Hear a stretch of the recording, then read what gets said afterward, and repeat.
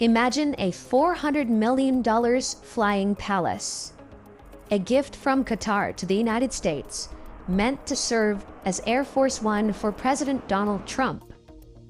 But is this a generous gesture or a constitutional crisis? Let's dive into the details.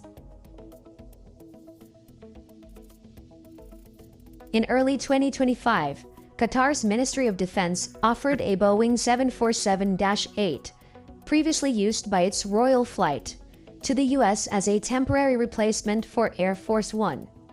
Valued at $400 million, this jet boasts 3 lounges, 2 bedrooms, 9 bathrooms, and space for 89 passengers. President Trump, who toured it in February, called it a great gesture to fill the gap while Boeing finishes the 2 new Air Force One jets, delayed until at least 2027. Here's a clip from ABC News regarding this Qatar's gift to President Trump.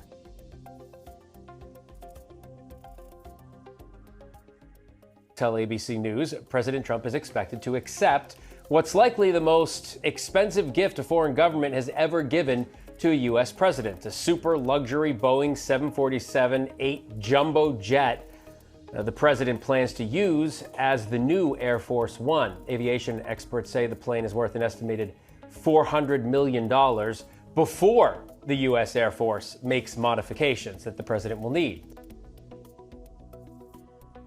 Here's the deal. The U.S. Air Force would retrofit the jet with top-secret security and communication systems to make it Air Force One ready. It would serve Trump until 2029, then transferred to the Trump Presidential Library Foundation, potentially for his personal use post-presidency. The catch: it won't have the air-to-air refueling, limiting its range compared to the current Air Force One. The Pentagon and Qatar's Defense Ministry are still negotiating, with no final agreement as of May 2025. This gift has sparked a firestorm. The Constitution's emoluments clause bans federal officials from accepting foreign gifts without Congress's okay. Critics, including Democrats like Chuck Schumer, an ethics expert, call it a bribe, especially since the jet could end up in Trump's hands. Qatar's business ties to Trump, like a recent Gulf resort deal, fuel suspicions of foreign influence. Even some Republicans like Ron Johnson worry it clashes with Trump's America First stance. The Secret Service also calls the jet a security nightmare, needing extensive checks for bugs or hidden tech.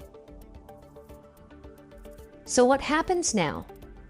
Qatar denies a finalized deal, and the White House insists it's transparent. But with Republicans controlling Congress, oversight or an ethics probe seems unlikely.